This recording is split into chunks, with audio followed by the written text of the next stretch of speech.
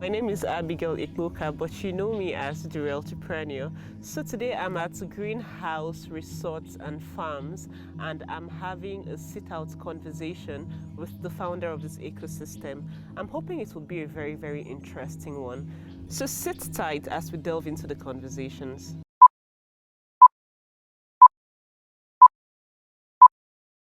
My name is Honorable Mary E. Adikwu.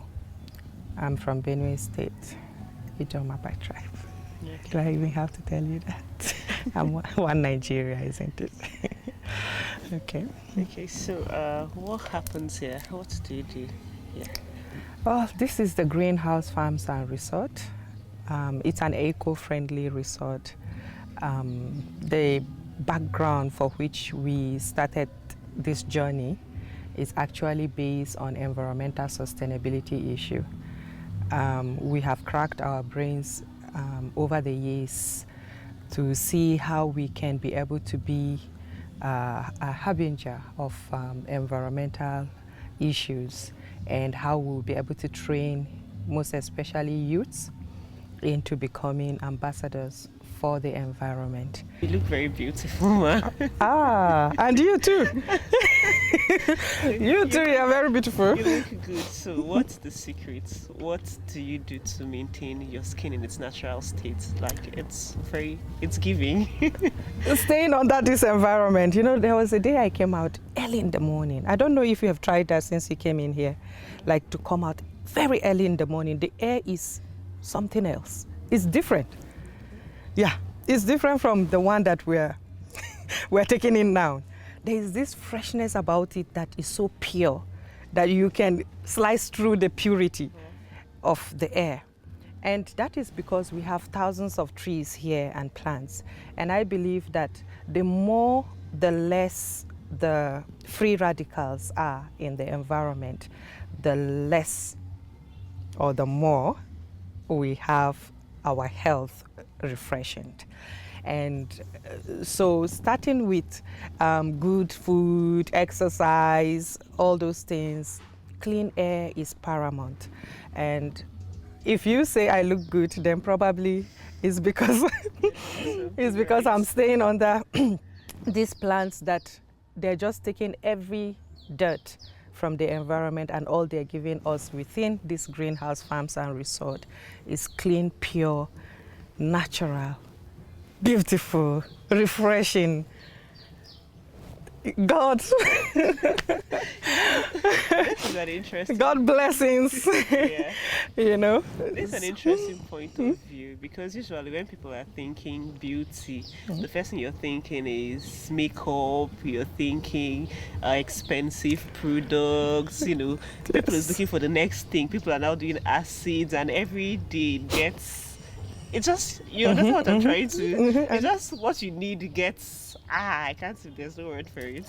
Beauty, as they said, just simplified it to the environment, yes, the food and basic things. Yes, that is what it is.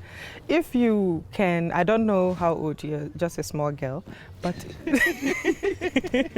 don't want to accept that. You're not serious. Yeah, you're just a small girl, you know. Yeah, taking us back, you understand, to maybe the early 70s when we were born, and you know, the early 70s, and even up to today. If you take the statistics, for instance, of the people living in the village and those living in the town, believe you me, go to the village and see the skin of those people. They're saying they don't have food, they don't have this, they are poor, they are that. But see their skin, you'll be wondering, what is going on here? Okay, they don't have food, why is the skin looking this beautiful? Okay, so there is something about nature that no one can explain, you understand? And the more we embrace it, the more it gives us its goodness.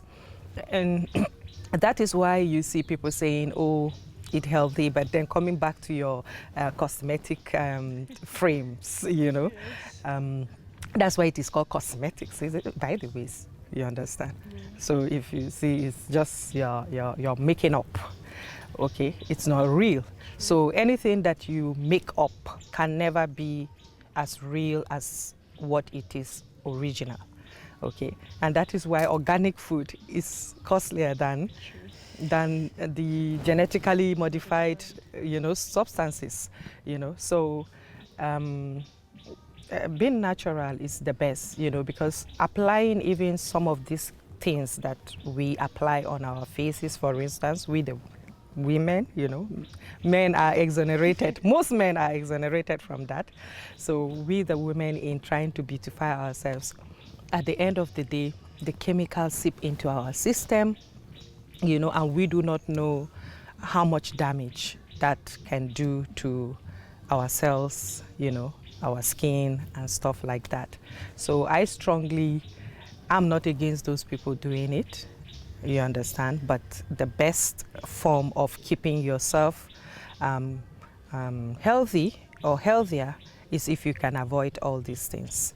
Knowing we live in the FCT, where one thing that really affects nature, affects the natural habitat and environment is real estate. So you see people destroying, you know, nature to build houses, and it's not a bad thing.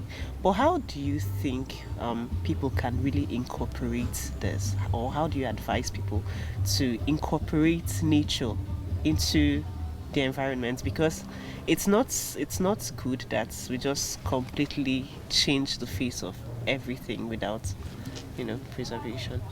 Yeah. I think one of the problems of population expansion is this development we're talking about. As the population expands, people tend to want to acquire more space for shelter.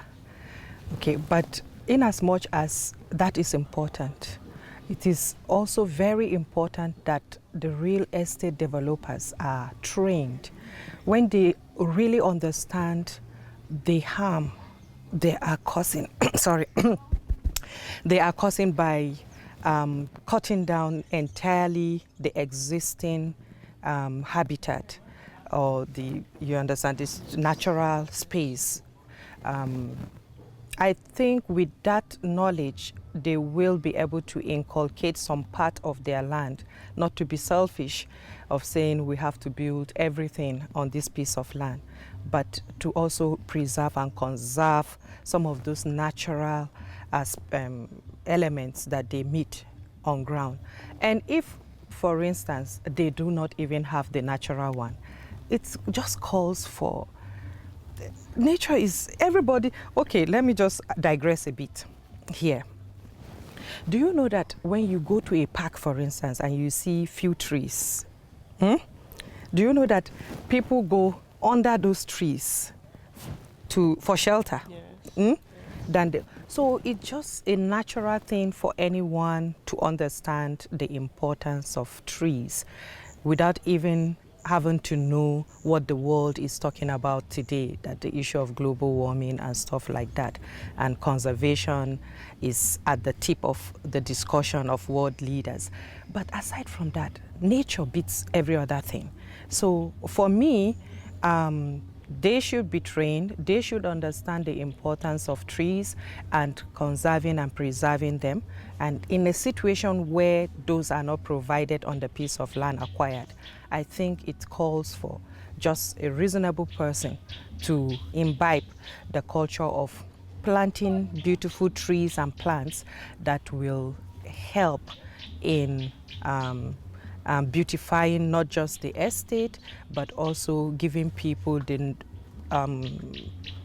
nice, is it undiluted, if you allow me to use the word, undiluted air, you understand? So pollution is reduced by the numbers of trees we have and plants, because all of us know that these plants take in carbon dioxide, and what they give is the oxygen. So naturally, the more you cut them, the less you have a pure and clean air. So I think that training should be given to all the estate developers, most especially in Africa.